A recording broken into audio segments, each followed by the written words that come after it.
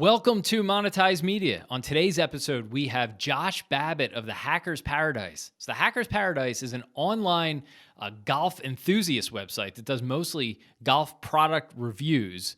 What's really unique about this site that Josh has built, him and his wife went in full bore, full time with their own money in 2008, and they've spent the last decade and a half building this unbelievably engaged community. They monetize without affiliate relationships, but through premium sponsorships. Jason, what is it we like so much about Josh and the Hacker's Paradise?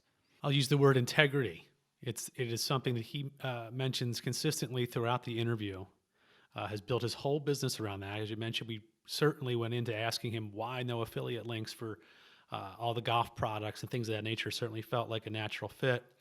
And that is his feel, integrity. The way he operates the site with a large forum, making sure that any interactions between the forum members are thought to be, hey, I could potentially see this person live and in person at one of these events. So a really interesting approach. And he does it, he runs his business in a way that he is the most comfortable for himself and his family, and also then for his members and visitors, readers to the site, that they feel comfortable and feel a sense of, hey, somebody did not buy this golf review. This is legit.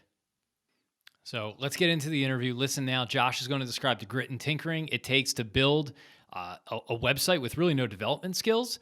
His process for driving this unbelievable up to 15 events per year they do, driven by premium sponsorships, and the one tool he cannot run his business without. On to the interview. All right, want to welcome on Josh Babbitt to Monetize Media from the Hacker's Paradise and THP Media. Josh, welcome to the show.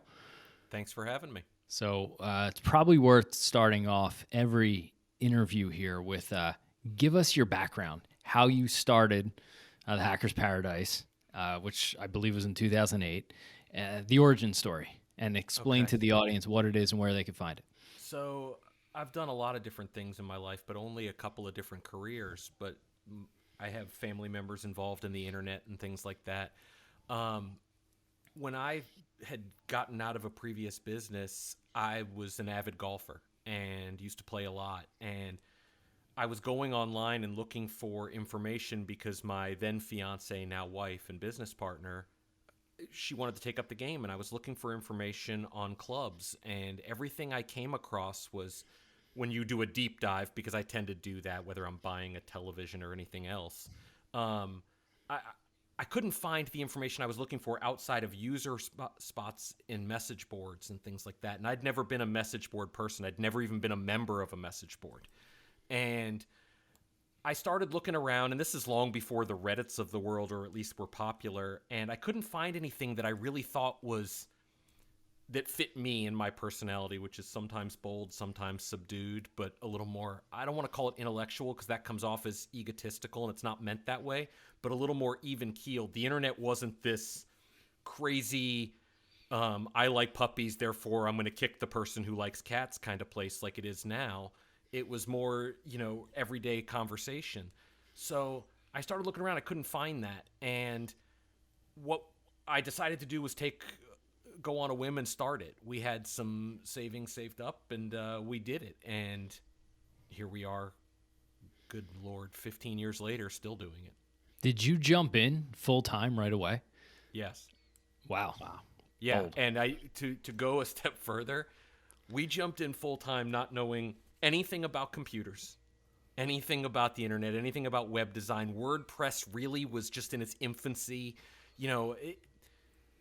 Looking back, wow, that was really not a great decision. But, it worked out. What we tried to do was go with gut instinct,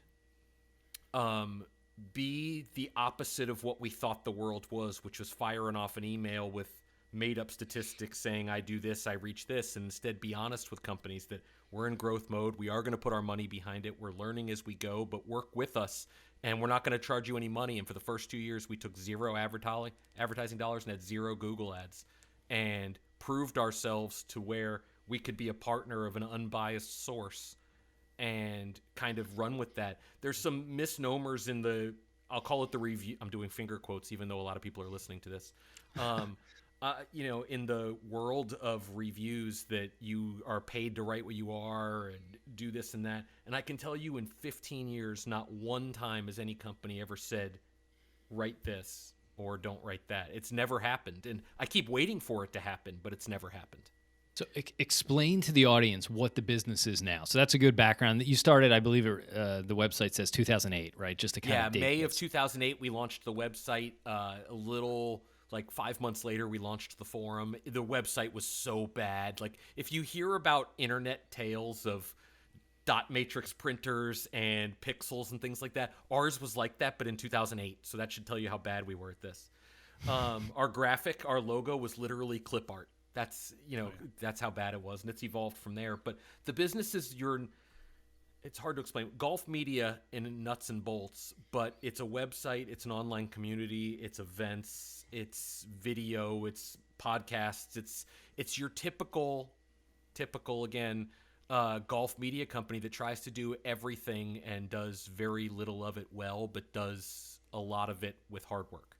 How'd you start? So at what point, like which one, that's a lot. It does a lot. You can't do, I guess, all that immediately well or at scale. What was the first part, or was it all of it, that you guys really went into? Was it writing? Was it video reviews?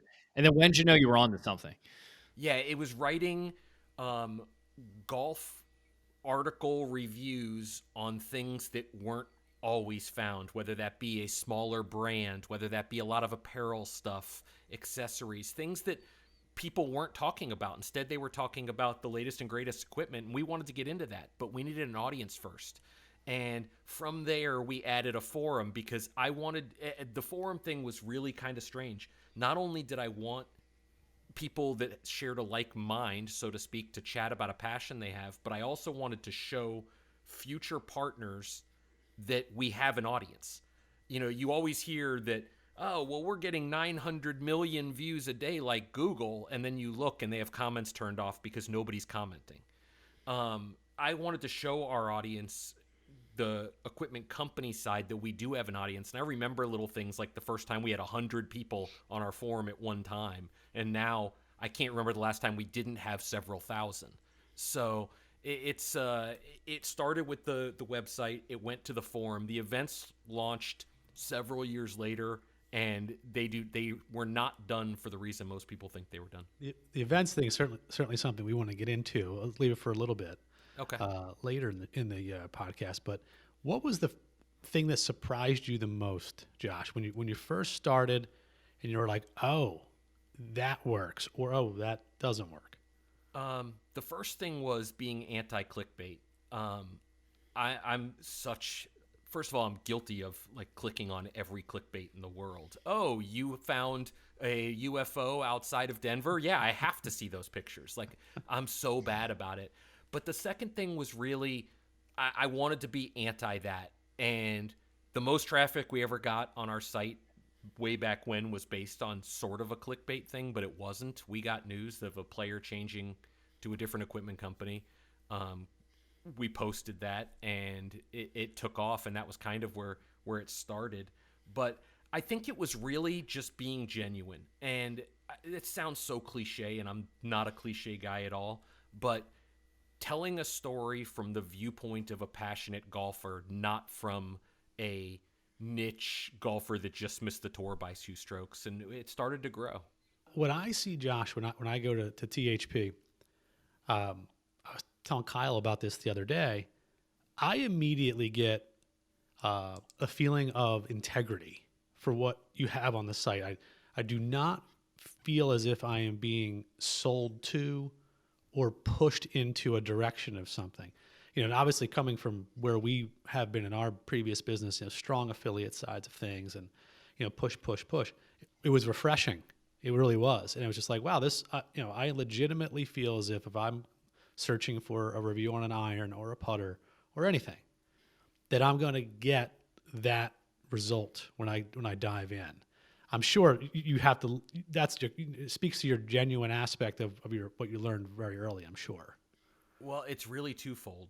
First of all, we take 0 affiliate programs. 0. It's a hard line in the sand. It's not a knock for places that do, but I think it does blur the line a little bit between media and salesperson. You know, if there's companies who come to us every day, if you sell our product, we'll get $9 per thing. I'm not interested. If you want content created around your product, features, things like that, I'm happy to do so. But that's something completely different.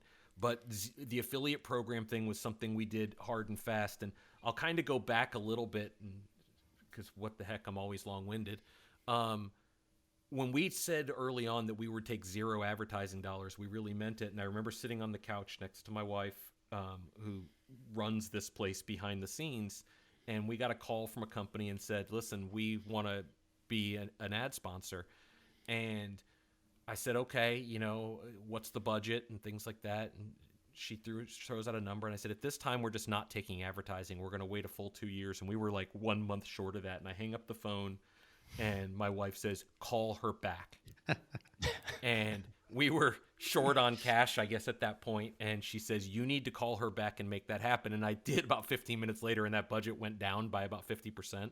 Yep. And so this woman who's no longer in golf by the name of Brooke was calling from the parent company of Cleveland Golf. And she said, we want to be a partner of yours. We like what you're doing. And we ended up doing that. And that kind of opened the floodgates when people saw that, because the banner ad world is something that I really struggle from a common sense thing to understand. Now, we have banner ads all over our site, some from partners, some from Google ads and things like that. But the success rate that you're paying very high amounts of money for is like at best half a percentage point. And I just don't understand from a marketing standpoint. I know there's budgets and you have to spend that money, why that's there. I think it's more validation for the website than it is the company who's doing it, especially with the ad blockers that exist nowadays.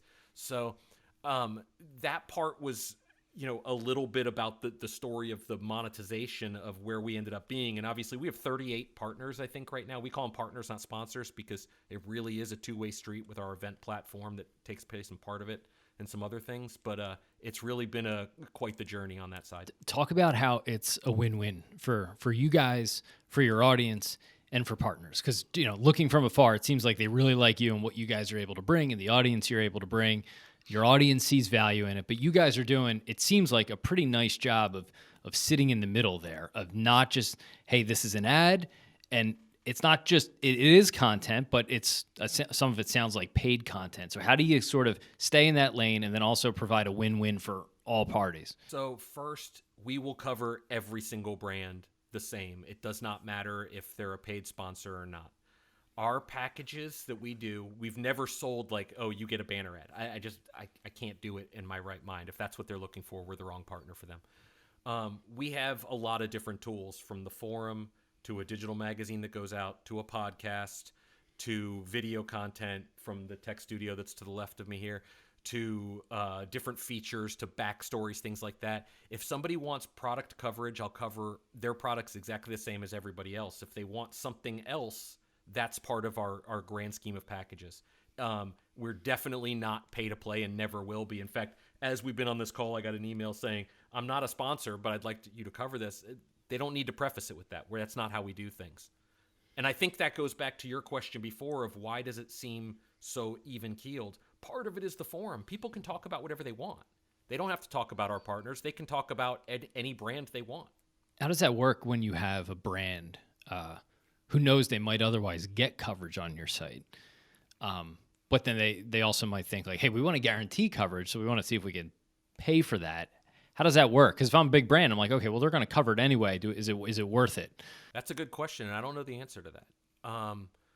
I think that there's some brands, and I'm a off-the-cuff guy, like TaylorMade Golf has made it fairly clear, not with us necessarily, but they prefer a different avenue, which is the more casual fan, the Barstool Sports, that kind of thing, and they do a great job with that stuff, and that's where they've allocated a lot of those funds, whereas other brands really like that core golfer and the message that our forum has, that has, you know, zero politics allowed, much more even-keeled, the passionate golfer, like the Callaways, Cobras, Srixons, you know, Project X's of the world, and they find value in what we do. And there's a little bit of a difference, too, is where I always say we definitely do not overcharge companies. At least I don't think so. So there's a fine line between what we're charging where we're merely a decimal point removal versus you want a TV ad that's going to cost you several $100,000. There's a definite fine line there, and we're able to do that not to pat ourselves in the back because we're very low scale as far as internal costs. Josh, where do you find new readers coming from the most? Is it strictly reviews? Is it contest postings on Twitter? What do you feel really attracts the new reader? That's the $1 million question. And if I had the ultimate answer, I'd be wealthier than I am. But I think the real point is message board software does a really good job of indexing in Google. Yep. So search engine is important. Social media growth has helped, and our partners sharing our content has helped. There's one of our partners in Callaway Golf. We do a thing with them each year called the Granddaddy, and it's the ultimate dream come true trip for any golfer. I mean, you're all expenses paid. You're flown to California. You're fit by the guys who fit the people on tour. You go play an amazing place that you would not normally be allowed to step foot on, and things like that. They share that. That's a very large audience. Their marketing budget is large, and they're really good at what they do with content. So sharing that stuff makes us grow.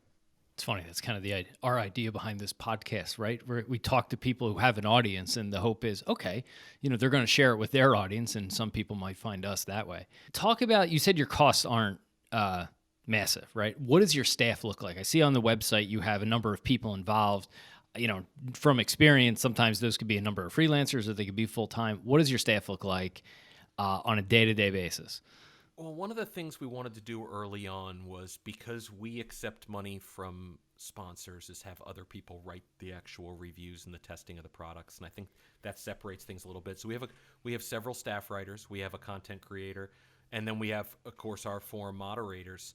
The bulk of the behind-the-scenes work is done by Morgan and myself. And we have an IT person. I need to say that first and foremost. Ben, if you're listening to this, you are the reason we're in business, because we don't know anything about computers.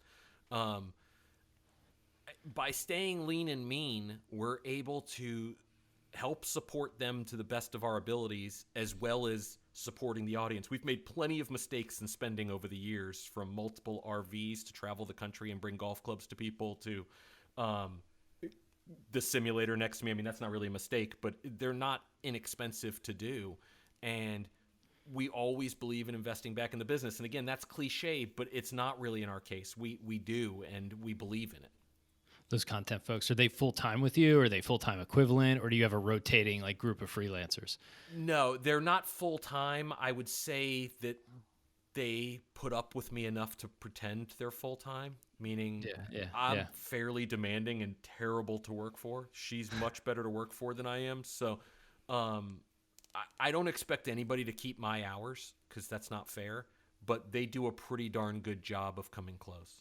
Can you give us the quick and dirty on the RV trip?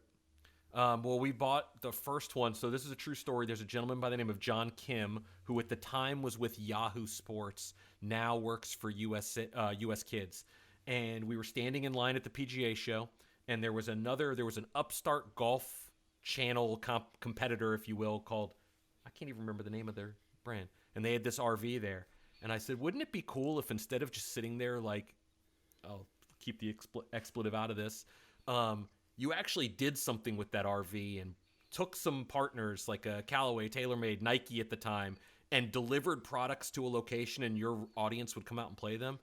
And he made the joke. He turned around, and I'll never forget his face. He turned around and said, well, wait 6 months, and when they're out of business, you can probably buy that one. And ironically enough, they didn't last much longer than that. But we went home, and I said to my wife, I think we should do this. I think that's a huge idea. And it was not a good idea. That first 40-foot RV was a terrible idea. We had a lot of fun, but it was a horrible, horrible idea, because we're dating back to before internet was really fast on the road, and us getting excited if we got 3G network coverage to upload a photo that took 4 minutes to upload. And then we shrunk that down to a Sprinter van and did that for another 5 years with the Sprinter van. We didn't live in the Sprinter van.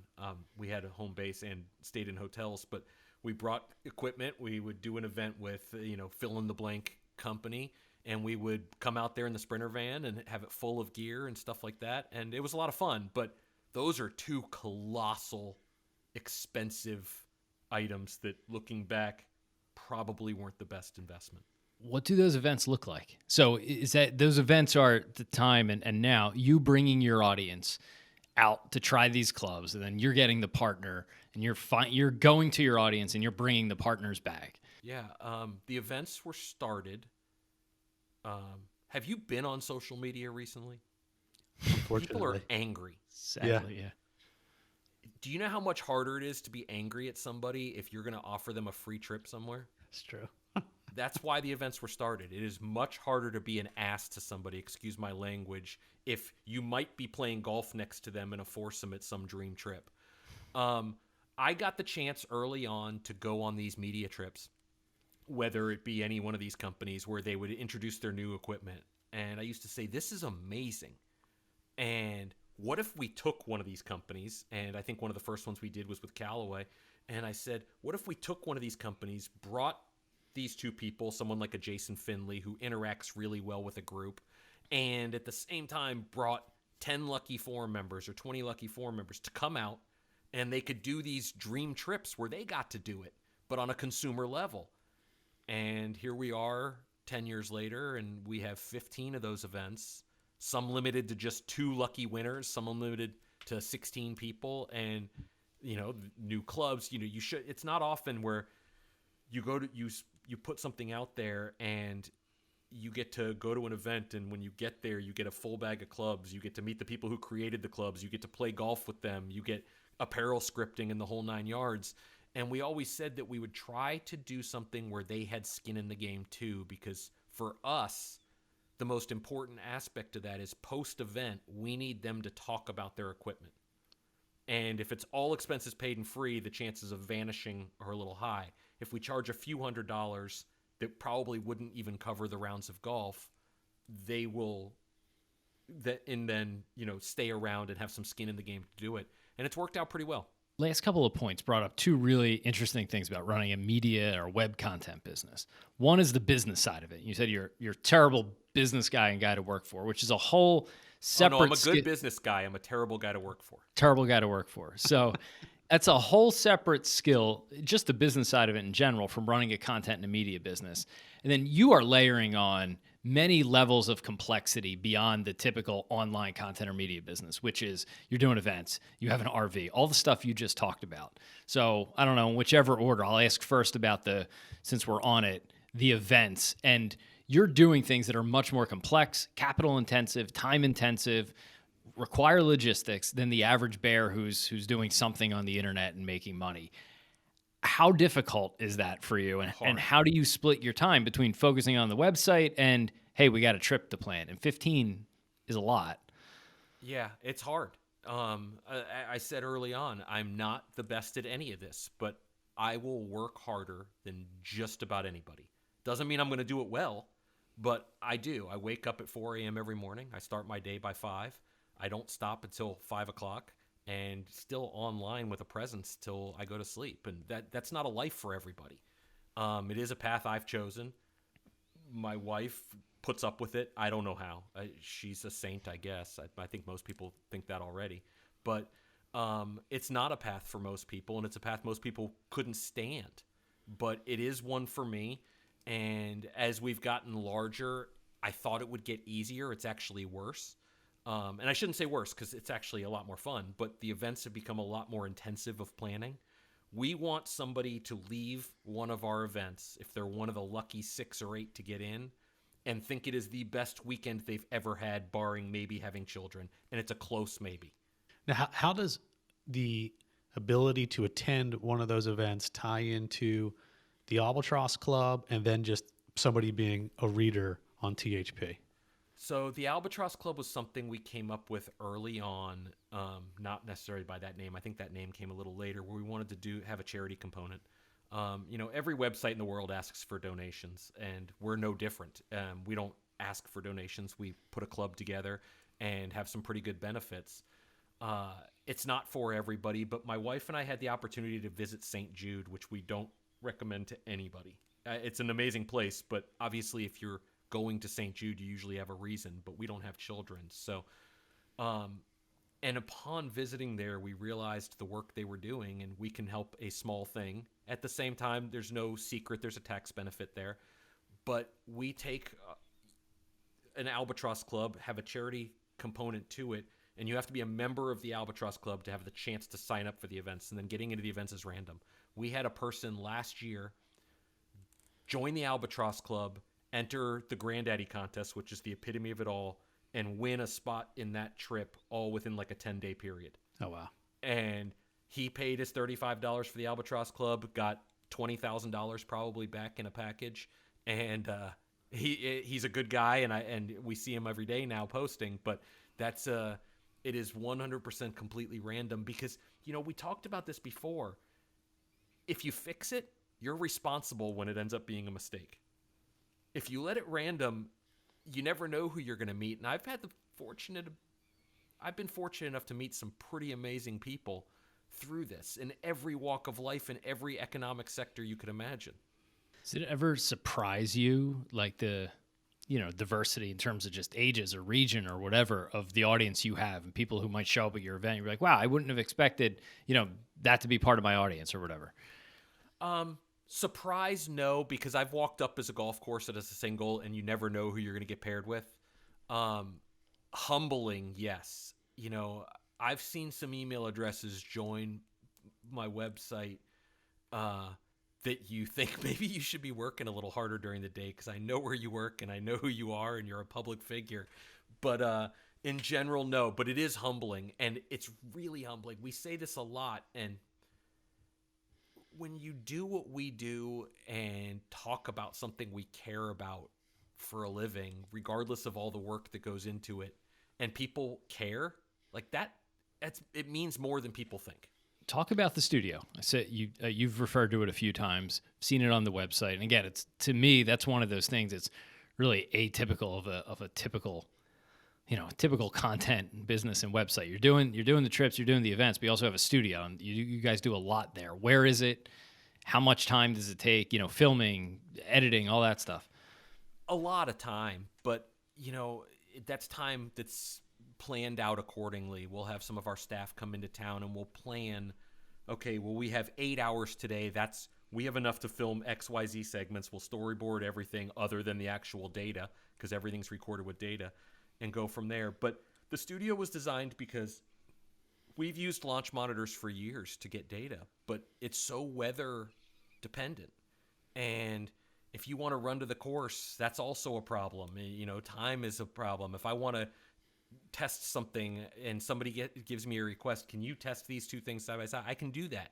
So with the help of our partners, you know, we have basically every club on the market here, every shaft out there, and we can do all of those things that they ask us to do and give them the information we think in the best way possible. We're probably not the best at that as far as video content, but we're getting better at it.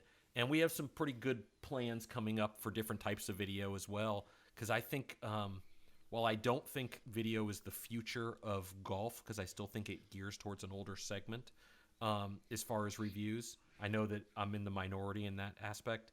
I do think it's important from a search engine standpoint because YouTube is owned by Google, and it's very important. Josh, have you thought about the reverse of the video of when a reader is also testing or potentially has purchased, you know, a new set of clubs, and then they send in, you know, their review or their thoughts, and then to your point, if the future is not potentially YouTube reviews, but, you know, TikTok reviews or something along those lines, like, can you walk me through the thought process there of how that would be incorporated or how it has been in the past? Yeah, I think the forum is the best example of that. Is people can post anything they want in there, and we have people every day. They'll buy a set of clubs, or they'll go to the range and they'll test something out. They'll film a video or write up their thoughts, take pictures and everything else, and post it right in our forum. And I think that's the beauty of it from the aspect of they can talk about anything they want, and we love that side of it. If we were relying only on our testing, our website would be very slow. It's amazing to me too, because forums have been around for as long as I can remember on the internet. And to your point, they seem to be loved to be indexed by Google. And I'm going around and looking at some businesses and how they're operating. It's an amazing reminder to me of when you can control, potentially, I'm going to use that word lightly, the conversation, how much better off it can be. To your point earlier today about social and how just the hatred there. We definitely don't want to control anything, but we do have some pretty, I'll say, strict rules. Basically being, number one, no political talk at all. 0. We're not going to align. Nobody's going to align with me. I'm pretty out there. But we're not going to align. And if we keep this talking about the thing that brought you here, we're better off. But we have a huge section on food because my wife and I are foodies. And that gets just as much conversation as golf sometimes. We have a travel section where people talk about. So we want people to come on and talk about everything. The goal with the message board side of it was to be like you pulling up a chair at your local country club and talking with your buddies after the round. And it's worked so far. I don't know, with the message board world if it will work long term. But they've been pretty bulletproof so far as how new age media is viewed. But things change, and we'll try to adapt. I mean, when we started this thing, social media outside of Facebook didn't really exist. Yep. What's that like when new people come into the fold? You guys have a pretty balanced social presence. I'm looking here: 10,000 on Facebook, 22,000 on Twitter, 36,000 on Instagram, 7,000 on YouTube. So you don't over-index on any one platform. I'm sure that eventually brings eyeballs into you guys, into the forum, and then thus makes them more likely event candidates and things like that. Because it sounds like you guys have a ton of engagement in the forum, and people are talking about food and travel, and probably a number of people know each other either through their handle or have met each other at the events. How do you find bringing new people into the fold and growing the business at the same time, not watering down the what you have, the community you've built? Because that can be tricky. Someone comes into a forum and has their first post, and they're blackballed right away. That is a great question, because for years I tried to, I don't want to say move away from the forum, but make us more social media relevant and make us more website article relevant. And it was always to the detriment of the business. And, I got really good advice from somebody who's no longer in golf, but smart guy, who said, stop trying to reinvent your wheel. Just go with the wheel that brought you there. And we don't do a very good job of social media. We do okay. To think about the traffic we have on our website compared to the traffic that we have in social media, and it's really lacking. That's a goal for the rest of this year and the upcoming years, is to increase that. But everything we do is geared around our online community. Our videos, we do nothing to promote our videos because they're literally hosted on YouTube and posted on our forum, which we rarely get the credit for the amount of views for, which is kind of funny also. But Facebook, we do nothing on, other than a link to our articles each day. We're going to try to do a better job of those things, but it all comes back to our online community because, again, cliche as it is, they're kind of like our family. We're with them every day talking about this. How do you bring those new people in? Do you know the mix of search versus social versus paid? Yeah, I think that's one of the hardest things is when someone comes in and they the first thing they see is an event thread that's got 7,000 posts in 4 days. Like, how do you feel welcome?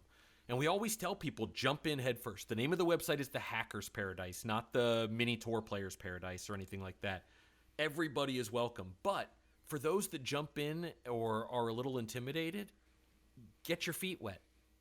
Start a post, make a response, do anything, read a little bit, whatever makes you comfortable, or ask any one of our staff members for help, because they are all helpful, some more than others. Back to the Granddaddy, just in seeing the information there, how does someone become a Granddaddy Captain, and how does that process work? It kind of feels like that's like an illustrious position. Yeah, it's a lot of work. So that is one of the few things where I am judge, jury, and executioner on. I will choose the Granddaddy Captain. I've made good decisions. I've made bad decisions. I think with that one, we usually look for somebody. We need activity on the forum, someone who shares a similar value to us in regards to golf, not life, and doesn't take themselves too seriously. So last year for the Granddaddy, we never know if it's coming back. You know, that's not a us decision. With most of the events, it's an us decision. With that one, it's a Callaway decision. And we had a gentleman by the name of Matt Dawson in Minneapolis. It's Matty D. It goes Matty Dimples is what they call him, but it's Matty D MNPLS or whatever it is for Minneapolis. And I'd met Matt one time at a different event, and he's a nice guy, really good golfer. And I came back to Morgan. I said, you know, he's almost too nice, but I think he'd be a really good Granddaddy Captain. And she said, well, what are you going to do? And I said, let's just do it. Let's run with it. We had to find a new captain at that time. And it was great.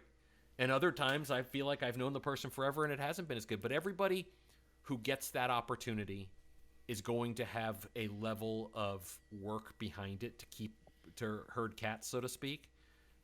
Because it's a long buildup. You'll find out you're the Granddaddy Captain in January, let's say, and the event is in December. That's a long time to have this thing waiting for you. And what are their responsibilities as the captain?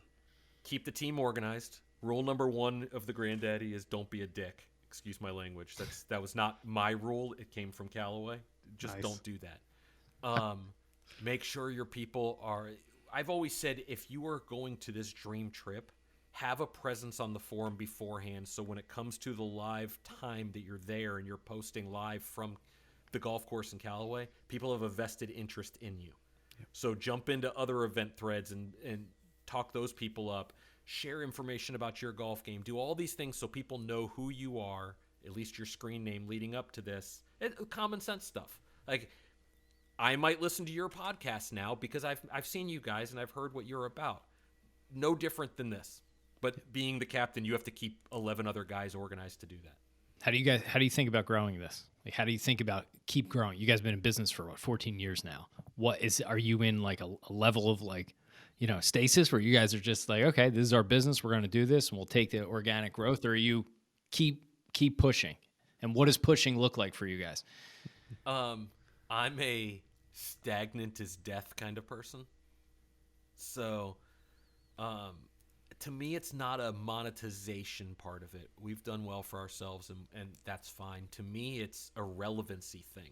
There are people who have come along who do what I do better. They do. They don't work as hard. I can guarantee that. But they do what I do better, whether it's videos that are more polished, whether it's search engine optimization that's better, whether it's all these different things. But we're going to continue to get better at all those things and do them all. And we've been so ahead of the curve, probably stupidly. I haven't shared this with people, but we started posting our videos, interviewing athletes and stuff, back in like 2008 on YouTube. I didn't monetize that till last year. I didn't know. You know, I didn't know YouTube was because I didn't pay attention to YouTube because those videos were posted on our website.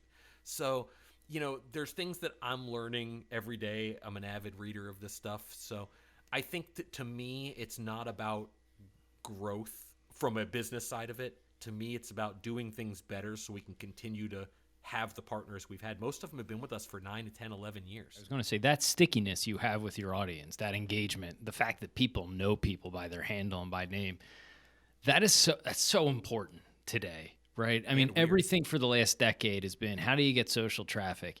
How do you get SEO traffic? How could you buy traffic? And it all comes back to something as simple and I won't say old-fashioned, but it's been around the longest, the forum. Because you have allegiance to your audience and brands want to pay for that. And in this day and age where everything is built on top of a platform that somebody else controls and can change the algorithm, and I've been on the other side of this where Google has changed the algorithm and screwed one part of my business, right? You guys I got a ultimately... great story about this for you when you finish. Yeah, go for it. But you guys own the audience. That's so valuable. I don't have a question. It's a point. Okay, so 2 things. You caught me at the right time because literally yesterday we posted a contest on Instagram for a company that we really like that makes the best golf towels in the world called Devant. And they made an ice-cold beer golf towel. It's cool. It's just got a picture of a beer on there. Not even a can, just like in the mug. And I said, you know, giving a towel away sometimes hard. Why don't I give away a wedge to go with it from my personal wedges? And we uploaded it, and Instagram immediately said, we're not sending that to anybody because it has alcohol on it. I asked for a request, and I mean, like, if you could see the analytics, it's 10% of what we normally get, almost like they shadow banned the post. Wow. Well, first of all, I think that's ridiculous because it's a freaking golf towel. But I view the forum that way. Now, this is going to sound super weird, but a lot of the stuff I say does that. I view this as there's a line that one of the best promoters in the history of the world said, and it's Vince McMahon, and I'm not even a wrestling fan, but for pure promotion, there's probably never been any better. He said, you can lie to everybody you want, but never lie to your audience. And I've always been, like, you go to these websites that have forums, and the owners of the forums never make a post or never talk, or companies have a contact us, but it's literally a form. People can ask me anything they want, and I'll respond to every question on there. I'm on there every single day as part of my job because I believe in the transparency. I'm always going to be 100% honest with the audience. And I think that's one of the big separators lost is people hide behind handles. They hide behind a keyboard. They do all these things in these world. You can come and talk to us. You can come and talk to the staff. It's our rule number one is be on our forum and talking to people. When you go to, the country club in Nashville or Florida, are you known as the THP guy? Is that just like your thing? Ooh. You just own it? I try not to be. So this is a conversation. It's kind of funny I actually had this conversation this morning, and I'm looking at it via text to the left of me with a guy who's in R&D at a golf company. And I said, when you sit down in the plane and you look over and the person next to you's got a Golf Digest in their hand, and he's like, hey, what do you do for a living? Do you say you work in golf R&D? And he said no. He tells them he's a school teacher. But I do. I'm fairly open about it because I'm super proud of it. But when I go play around a golf, which is not as often as I wish it was, I tend to shy away from it. If somebody asks, I'll always tell them. But I don't want to be that equipment guy. Like, I watched I got paired with a guy the other day at our club, and he good golfer, but he hits the ball so low, and I could fix that in 2 seconds with an equipment change. He doesn't have to do anything. 2 seconds. But I don't want to be that guy. Let people enjoy it how they want to. I always say the same thing about clubs. Play whatever you want if it makes you smile. Do you get celebrity status when you guys have events through the site? Like, you're the man at those events? No, and I try not to be. I've been a germaphobe long before COVID, which is super weird for a guy who bites his nails and stuff. But I've been the fist pump guy before the handshake and bro hug guy for a lot of times because, frankly, if you've ever traveled as much as I am, people are pretty gross. Oh, yeah. So, you and Jason are going to get along. I just prefer, I always have, like, the rule is I want you guys to have the time of your life.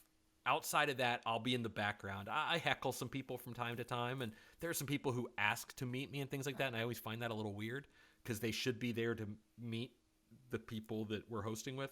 But I've never missed one, and I never will, I think. And I just want them to be the time of their life. We work with a new company to plan an event. They always talk, should we bring a tour player out there, things like that. And I was like, you don't understand. You are the tour player to them. The guy who designed these clubs is the tour player. So I don't know. I think to me, no, I'm not. But if I am, I apologize. They should set their goals higher. Josh, if you could change one thing about the business or the website in that line, what would it be? Ooh, that's a really good question. There's a lot I would change. People always ask that, and I say more time in the day, and that's true. But I'd want to be better at the actual website stuff. I wish we were better at it. We have good writers. We have good editing. We take good photos. We do those things really well, but the actual website stuff, I think, is we lack a little bit. Video editing's the same way. I do enough to get by, and it's good. And we have people who do enough to get by. Our graphics person is fantastic. Jeremy is. So I think that there's a lot of things we do okay that I wish we could do really, really well. And maybe that comes, but I would say that's probably it. Yeah. The thing we always say in the office here too is you can't let perfect get in the way of good enough. Yeah, but I don't ever want to sacrifice. And I've said that before. Like, if a company sends me a press release and it's Tuesday at 5 and the embargo date is Wednesday morning, I'm sorry, I can't do it. I'm not going to do it justice. I'll start a forum thread on it. You'll get your coverage. But if you want like a full feature written review, our guys take the time on that stuff. So you've been at this a while, right? Everyone in any business, but particularly in content and media and things like that, has some moment at some point where either you feel like you're going to fail, and you went all in. A lot of people in this space, you know, in our businesses, we both started doing stuff on the side before we went full time and got a little traction. You just dove headfirst in 2008. At what point, was there a point where you felt like either it was going to fail or you doubted it or you thought, oh my God, this isn't going to work? What was that like personally? Because there's always some like come to Jesus moment at some point. I can tell you exactly when it was. So the Hacker's Paradise is probably the worst domain name in the history of the world because it has the word hackers in it. So everybody kind of refers to us as THP Golf, and the name of our business incorporated is THP Media Inc. We had this brilliant idea to change our domain name 6 years in to thpgolf.com. And we did, and we own that also. But everything redirected to THP Golf, and my God, did it screw up all of our search engine. Every piece of SEO was screwed up. We got broken links. Everything was wrong. And it took us probably 6 months to realize how bad it was when I tried to search for my own name and it couldn't come up in Google. And it took like 18 months to fix everything. Wow. The other one, and I really thought the business was going to close at that point. Not to the extent of like shut down completely. We have really good partners who stick by us, even with boneheaded decisions like that. But to the point where I'm like, well, growth is over. We're going to try to figure this out on the cheap. We used to use vBullet and forum software, and we used them from the infancy until 2 years ago, maybe 3 years ago. And we upgraded from something that worked perfectly to something that was so flawed, it was just a disaster. And I thought we were dead in the water then too. Fortunate, and shout out to Ben, our IT guy, and Morgan, who stayed up like 48 hours straight, bought new software, built new software, hired somebody to help do it, and get everything up and running like in like a 72-hour period. It was absolutely nuts to get it done right, and it's been flawless ever since. So we've been fortunate there, but there's been times every year at renewal time I go through the same stress because I work so hard, and it's not even that if a company says we can't support you anymore. I understand that. Business changes in all facets. It's what did I do wrong to make it so you don't want to support us anymore? So there's that moment of brief panic every year. The popular meme on social of the entrepreneur's day, you know, where it's just like up and down. This isn't going to work. Things are going great, you know, and it's how it is. Yeah. And we've been super fortunate because of our partners that we're able to pick and choose who we can work for. We don't do the thing that a lot of websites do in whatever niche you're in, which is send out the blanket ad media buy at the beginning of the year to everybody in your thing. We don't. We offer renewals to the companies we want to continue to work with, and when those are filled, they're full, and we don't go past that. If somebody comes to us, which they do, we get 3 or 4 after that throughout the year. Hey, we really like what you're doing. We want to partner up, then great. But otherwise, we've been really fortunate to be able to pick and choose and try to stay in our lane, so to speak.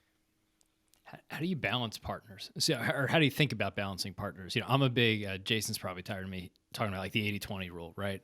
And I'd rather spend, 20% of the time on the ones who are either lowest impact or most dollars, right? And it sounds like you have a good number of partners. Do you have a line where it goes past dollars and cents where it's like, you know what, they're not easy to work with. They're not a good partner. How do you think about that? Yeah. Oh yeah. I actually have one right now that will not be getting renewed because it's that bad. And they're really nice people and they make a fantastic product, but waking up every morning to an email asking when something's coming when it's not due for another 7 days is tough. But no, I think that most of our partners have been pretty good because it's not one of those, I need X amount of articles, I need X amount of forum posts, I need social media poster contests or this. We're not based like that. And I think that that's been really, really unique. Nobody's ever had to email us, chase us down, other than this one client, to say, when are we getting XYZ? And maybe we're super unique. I don't know any different because this is the only web thing I've ever done. So I don't know, but we try to stay in that lane of we're here for them to partner, but we are not a sales tool. So part of the idea behind this podcast is people being able to have takeaways for their own business, whatever it is, whatever vertical, whatever space. I think there's a lot of commonalities, similarities, trends, things like that.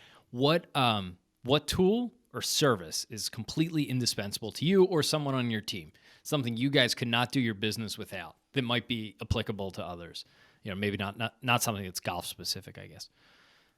Oh man, that's a really good question because every single thing in our space has a competitor now. For instance, for our podcast, we use StreamYard. We like it. It's very clear and it works really well. But if I didn't use StreamYard, I could use this one, or I could use 20 others that are similar. I'm not a big Zoom, Google Meets guy a lot of times because I feel like the quality sometimes suffers. But that's a really tough one. If I didn't use WordPress, I might struggle because I don't know what I'm doing, and that's the only thing I know how to use. I'll go out, and if I have to say one, I'll say Zenforo because I think their form software is simply the best there is, and there's nothing like it. What makes it the best? It's fast. There's a million plugins, and it's designed by actual people who understand forms instead of a software company creating something for a problem that doesn't exist. And it's so good compared to what we had that I don't know if we could do otherwise. Wow. Like I don't know if I could go back. This is how good it is. And that Zem forum? Zen. XENFORO. And we are not affiliated with them. We literally bought the software and hired a designer to customize it for us, just like anybody else would. I mean, if they want to give me things, I'm happy to take them, but otherwise, no. So how often do you change out the clubs in your bag? Right, you got a whole studio there full of clubs. Do you ever play with the same club twice, or is it a constant experiment for you? I do, and I actually don't change out very often. Once a year, I change out my clubs, and we do a thing at the end of the year called Holiday Cheer, which is a week long. We give away stuff, and I give away my clubs. I don't know why people would want mine, but usually they have like my irons have shafts that are custom. With custom finish with the THP logo and stuff on there. So I give that stuff away. So once a year, although last year I only played 6 rounds, which is I can't believe it. This year I've played 12 or 13 already, and I've already made 3 changes. So I do try to play with the company I'm keeping. So I don't do that because it's a sales tool or anything, but I think it's appropriate. They make really good equipment. The companies make really good equipment now.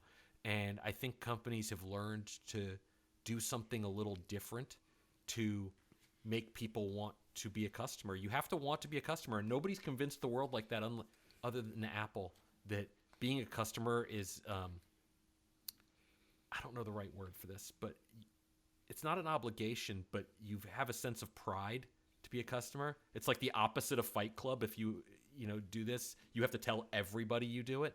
And I think companies that can convince people of that are the ones who win. At Tesla's, there's no better example than Tesla of that. The last question for me would be, what's your opinion on golf today? It seems to be stronger than ever, but someone who's been in it as intimately as you have been, what are your thoughts? It is bigger than it's ever been, both from playing and equipment and cost and everything else. Part of that is the pandemic. When COVID hit, our partners didn't know if they would be in business in 30 days. And these are millions and millions and millions, hundreds of millions in some cases, dollars of companies. They didn't know if they were going to survive because the world was shut down. And that's a lot of employees and a lot of overhead. Then don't even get into the part of supply chain, which is still plaguing us today. So seeing that it was one of the few things you could do, it brought people to the game. And things like Topgolf reopening. Topgolf is the greatest. It's convinced golfers you're playing golf and non-golfers you're not. And that is the most amazing aspect in the world. And it's a lot of fun too, for that matter. But when you start to see people come to the game and get the same passion immediately, whether they're good or not, I mean, that's the beauty of it, is everybody's terrible at golf. Everybody. Ask anybody that you ever meet. if you learn they play golf, so you're a golfer? Yeah, but I'm not good. Everybody will tell you the same thing. It's true. And I think that that's the beauty of it, is everybody's terrible at it. It's really hard. So the growth that we've seen in golf has really helped us, but more importantly, it's helped the people that we care about, our audience, our partners, and everything else enjoy it and be successful. Last one from me. If there's a piece of advice that you could give to somebody else, not necessarily in the golf space, but who's starting out, has a web audience, is an influencer, whatever, what worked for you? Like, what nugget of wisdom would you pass along? Because you've been at this a while now. The one thing I would tell people is the one thing they don't want to hear, which is be 100% honest and transparent. It's not hard to find out who has real traffic and who doesn't, who's fake followers and who doesn't. Just be honest. I learned long ago that people will find a way to do business with people they like. And I'm not a sprint to get money kind of guy. There's a million places like that. I'm a marathon type of guy that I want a partner to come and be with us for the lifetime of our business. And I don't want to have to go through the turnover every year. A lot of the influencer model, which, hey, listen, if that is what works for your business to sponsor that, great. But a lot of that is grab some money, move on to the next thing. A lot like reviews were for years in media. A product comes out, you write about that product, then you move on to the next product. Well, what happens in 90 days when someone has a question about that product? Where are you to answer it? So I'm a big believer in being transparent with the audience and the client, meaning the paying customer, and letting the chips fall where they may. And if they fall in the right place, great for me. If they don't, then we'll find somebody who will. It's really good. It's really good. So, Josh, plug the website, the forum. Where can people find you? The website, social, anywhere you want. Plug away. The website is www.thehackersparadise.com or thpgolf.com, as I alluded to earlier. Do they all point in the same direction now? They do. Good. And all of our social is THP Golf. Awesome. Because the Hackers Paradise doesn't fit. Josh, thanks for joining us. Really appreciate it. All right, so that was Josh Babbitt of the Hackers Paradise. Jason, really interesting business model Josh has. What are your initial thoughts on building this sort of a site? Because I don't think I have it in me to do what he's doing with the events. No, and I one question if we have Josh on again in the future, that I think I'd like to ask him: would he take the exact same approach now? Because 14 years ago was a long time, right? And what I've been talking to Kyle about on the side, because this interview had us talking a lot here in the office, was the approach to affiliate. And Josh, the approach Josh takes, and there's a lot of people like this who are like, hey, like, I don't want my audience to feel like something is not genuine. And so that's his concern, that they put affiliate links on it and it feels paid, it doesn't feel right. So I totally get his approach. So it's just curious in my brain to ask Kyle, like, hey, how much money potentially is he leaving on the table? Is it really not that much because he has a core audience and that is working for him? And obviously the business is successful to hang around for 14 years. Absolutely. There is something that's missing. My guess is it's not material to him and to his business. And that's what this is all about. Yeah, you and I are obviously not very bashful about putting ads and calls to actions on our websites, right? But we've also been very proactive with our audiences and explaining to them what we do. I had, built and run I'd say a sports community. I don't want to say it's similar to what Josh had in that they're doing a forum and events, which is a whole layer deeper. But I had a sports website where our most traffic page was the homepage. So people really did kind of trust and come to know us. And we did do the occasional events, and people, we knew our most valuable readers and so on and so forth. And we've always been very upfront when we use affiliate ads that, hey, these are partners. Clicking on these links, you will be supporting the site. And many times it's additive. I do think that Josh, look, the same argument about not trying to over monetize your audience with affiliate ads could be made for the partners that he has. At the end of the day, it's just the mechanism which you're getting paid to do something. he's very upfront about the fact that he has paid product reviews, but that they don't sacrifice the integrity of the review, which is absolutely the right way to go about it. But there's very successful affiliate businesses that do just that as well. Look at the Wirecutter, which was purchased by the New York Times. The entire thing is an affiliate business, and they do not sacrifice their journalistic standards. In fact, they will often recommend products that are currently, not available on Amazon or Best Buy where they're affiliates of, and they have to link out to something that they're not going to get paid for because they know in the long run people will trust the reviews. So, look, I think there is definitely a way to do this business and use affiliate links and maybe be able to be paid. Yes, still take premium sponsors, but still take some revenue on those products where you are not a partner of the company, but you're reviewing otherwise, and you can drop an Amazon link. And again, maybe it's not worth it. Maybe it's only a 10 to 20% lift in revenue. But I think as long as you're upfront with people and you're actually not diluting the quality of what you're writing about a product, at the end of the day, I don't think the audience cares how the check is being cut. Is it on a per referral basis, or is it on just a partnership basis? So, but I do get his point that this model works for him. And, it seems like he has a stable of rotating clients, which I also get. From my perspective, that's a lot of invoices and hand-holding, and I prefer some more automation in the servicing advertisers, but clearly he has a very unique and special sauce going. And this is also the beauty of the creator economy, right? He's working for himself. He's calling the shots. He does not have a boss, and he's going to want to do this thing the way he wants to do it. And that's the beauty, I think, of where everything is moving today.